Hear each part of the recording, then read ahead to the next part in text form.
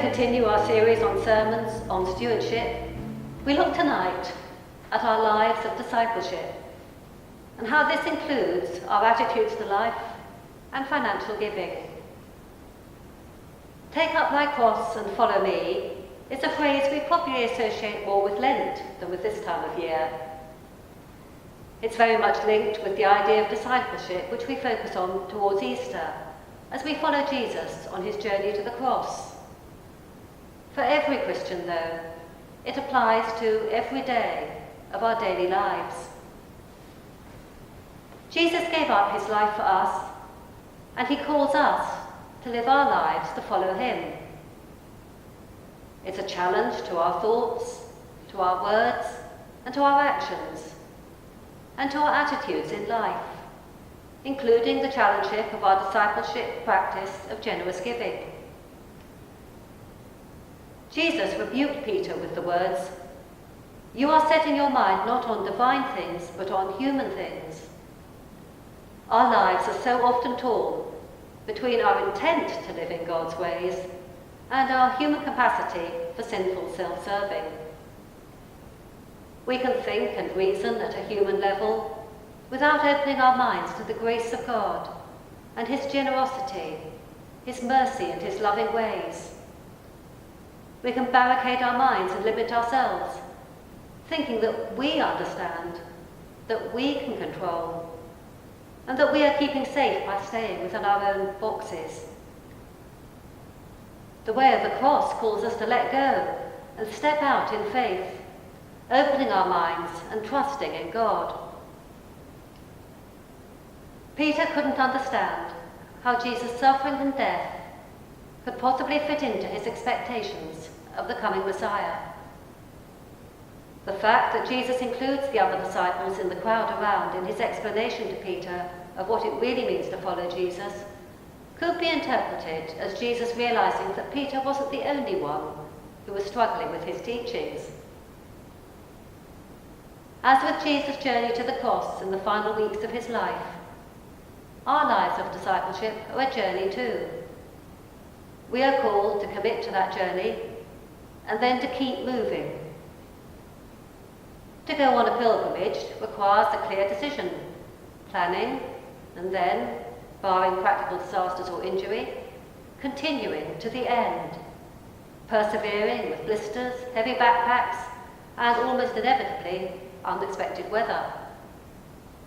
The spiritual challenge of discipleship also has its own allegorical blisters and burdens and unexpected circumstances on the way. Yet, we are called to persevere. Discipleship can't be half-hearted, and it's certainly not easy. Dietrich Bonhoeffer said that cheap grace is grace without discipleship, grace without the cross, grace without Jesus Christ. Cheap grace fails to embrace the full implications of discipleship.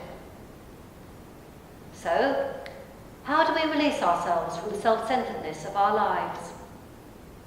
We need to think differently and change our attitudes from those of society, which insists that life is all about me, just watch the adverts. Copernicus looked at the stars with his naked eyes 600 years ago before the invention of telescopes. He discovered that the Earth orbiting the Sun yearly and its span on its axis daily. Okay, his findings were challenged, but so were those of Galileo 100 years later. We may be challenged about our ways of thinking in current society. We live in a world which shouts at us that we have a right to the good life. It's like living with a badly tuned radio.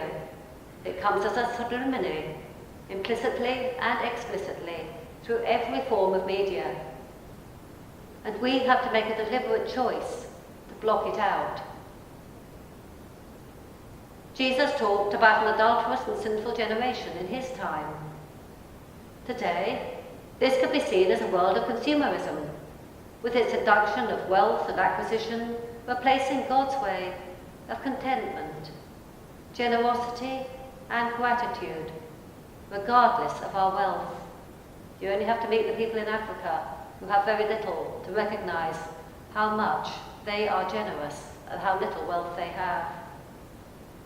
Quoting Bonhoeffer again, he says, "Earthly possessions dazzled our eyes and delude us into thinking that they can provide security and freedom from anxiety. Yet all the time, they are the very source of anxiety."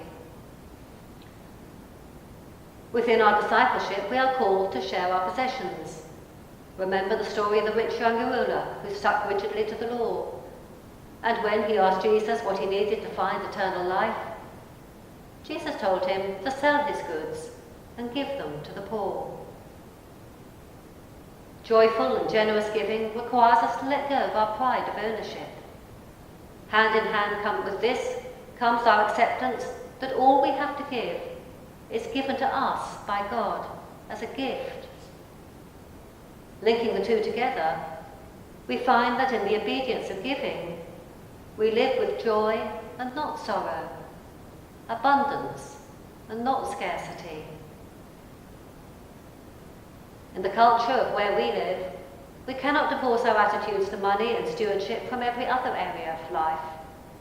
Our obedience to God permeates our whole lives, and our generosity is expressed through thoughts, words and deeds, which includes our financial giving.